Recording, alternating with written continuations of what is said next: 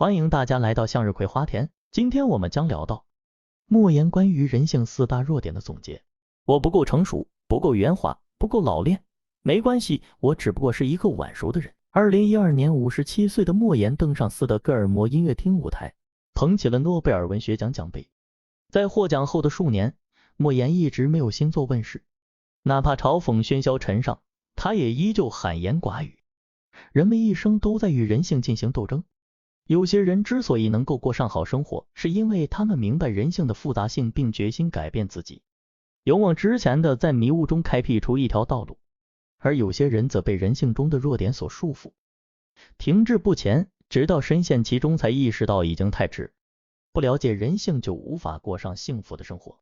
因此，如果在人生道路上的岔路口能早早认清这4个与人性相关的弱点，那么人们的生活就会更平坦顺遂。1. 爱听好话，迷失谎言世界。詹姆斯讲过，人类本性中最深刻的渴求就是受到赞美，然而过多的夸奖就像裹着糖衣的炮弹，太过沉溺其中，只会反噬自己。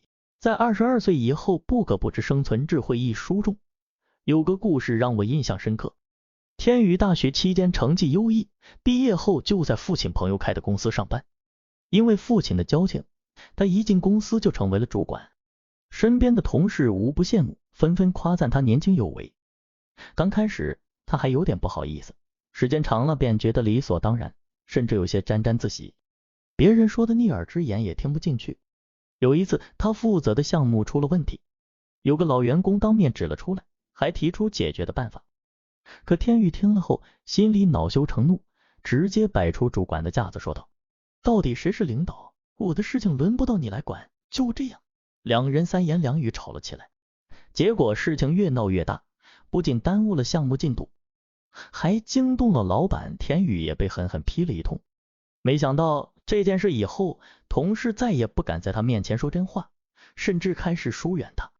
天宇心里也悔恨万分，但事已至此，再后悔也是徒劳。说真话需要2个人，一个人敢说，一个人愿听。爱听好话无可厚非，但一味听取他人吹捧，只会将自己陷入谎话的圈套。真正厉害的人都懂得假话好听，真话难求。他们听得尽忠言，以他人为镜，正视自身的短板，时时修正自己。即使外界声音如何动听，也能守住本心，坚定前进的步伐。人生这场苦旅，离不开忠言逆耳，多听真话，明辨是非，终会走出自己的方寸之地。2. 注重脸面，给自己戴上枷锁。老戏骨冯雷曾在综艺节目中分享过一段经历。有一次，他在广州拍完戏休息的空档，约了几个做生意的朋友吃饭聚聚。没想到这几个朋友又叫了2桌人来，大厅里乌泱乌泱的都是人。这些人来了后，一点都不客气，拿着菜单乱点一通。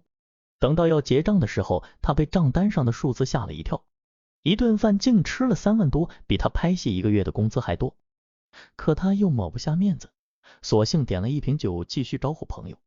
后来还是打电话求助剧组的制片主任，才替他解了围。本以为他经历过这次事情会长点记性，可遇到朋友借钱不还时，他又碍于面子不好问朋友还钱，自己勒紧裤腰的硬扛，2个月都不敢走出家门。节目的最后，他自嘲自己是典型的死要面子活受罪，到头来吃苦的都是自己。生活中总有人为了所谓的面子付出高昂代价。上学时为了面子帮朋友强硬出头，却被打到重伤住院。工作后爱慕虚荣，沉迷无度消费，让自己招来牢狱之灾。结婚后貌合神离，宁愿守着脸面彼此折磨也不放手。任正非说过，面子是无能者维护自己的盾牌。年轻时虚荣心作祟，宁可受罪也要人前显贵。到了一定的年纪才明白，面子在生活面前一文不值。他既不能让家人吃穿不愁，也不能让自己生活无忧。一个人的成熟都是从放下面子开始，与其维护脸面，不如肩扛重担，脚踏实地，过好眼前的每分每秒，才会拥有体面的人生。3. 厌恶损失，不舍沉没成本。心理学上有一个效应叫做损失厌恶效应，是指人们面对同等的损失和利益时，认为损失会更加让他们难以忍受。就像明知鞋子不合脚，可大多数人却舍不得扔掉，等磨出了泡才发现，一厢情愿的坚持不如干净利索的放手。网友树影闲话分享了一件关于自己的事情。几年前，她和丈夫决定装修家里的学区房，原本按照计划年底完成装修，可就在11月份准备装门时卡了壳。一开始是联系不到定制门的商家，接着是订好的门不能按时配送，等到她反复催促，商家才将门配送过来。本以为能按期完成，可她又被告知安装工人临时有事无法安装。又过了几周，安装师傅上门准备装门时，多番比划后告诉她门尺寸不合适，安装不上。这句话让她几近暴走，家人都劝她不如换个商家，可她嫌换商家麻烦，还会损失定金。就这样拖到第2年门才装好，为这事儿怀2胎的她差点动了气。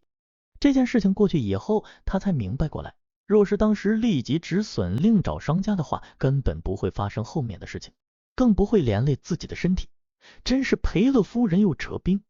就像股神巴菲特所说，如果你在错误的路上奔跑也没用，真正的强者都懂得适可而止，及时转弯，而愚钝的人常常心有不甘，在错误的道路上越走越远。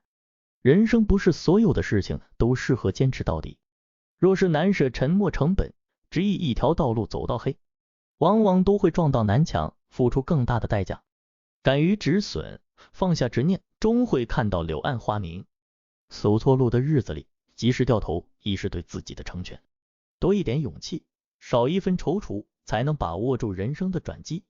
4. 遇事抱怨，拒绝向内归因。豆瓣上曾看到网友提问，人为什么不愿意承认自己的错误？下面有条回答意味深长，指责别人容易，反躬自省最难，以感恩心做人，以责任心做事。一书中讲过这样一个故事，美国西雅图有一个特别的鱼市，很多顾客都喜欢来这里逛街买鱼，附近的居民也会和鱼贩一起用餐。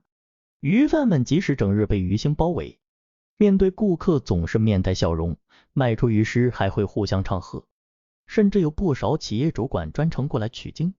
然而几年前的鱼市还是没有生机的地方，鱼贩们常常抱怨环境差，生意冷清。持续一段时间后，他们发现继续下去无济于事，于是他们开始大刀阔斧的改造鱼市场，重新规划市场布局，还引入大量的商品，用新颖独特的服务方式吸引过往游客。这些举动彻底激活了鱼市场的活力，鱼贩们快活的模样，让观光的游客也感受到前所未有的愉悦体验。当地的一名鱼贩不无感慨地说道，其实不是生活亏待了我们，而是我们忙于互相抱怨，反而忽视了自己的力量。这个世界上最容易做的事就是指责别人，最难做的事就是认清自己。当你用1根手指指向别人时，总会有3根手指是指向自己。真正的智慧不是遇事敷衍了事，也不是逃避脱责，而是多从自身找原因，勇敢接受错误，想尽办法解决问题。凡是能眼睛向内，及时自省，才是一切变好的开始。人生在世，多审视自己，向内归因，在漫长岁月里不断打磨，你终会活出想要的模样。人间最大的智慧在于洞悉本身的弱点，与其受制于人性的弱点，不如与人性对抗，战胜他们。你对人性的态度决定了未来生活的高度。敢于面对，多听真话，脚下之路才能走得更远。摒弃虚荣，放下脸面，体面人生才会向你招手。勇于舍弃，及时止损，希望之火终将为你点燃。停止抱怨，向内归因，种种阻碍总会化为坦途。漫漫人生路，愿你我都能读懂人性，潜心修炼，如此方能不辜负每一次蜕变，成就更好的自己。如果你的今天的影片有带给你一点价值的话，希望你能帮我点赞，把这个影片分享出去。也欢迎你点赞、订阅以及留言，感谢你的观看，我们下期见。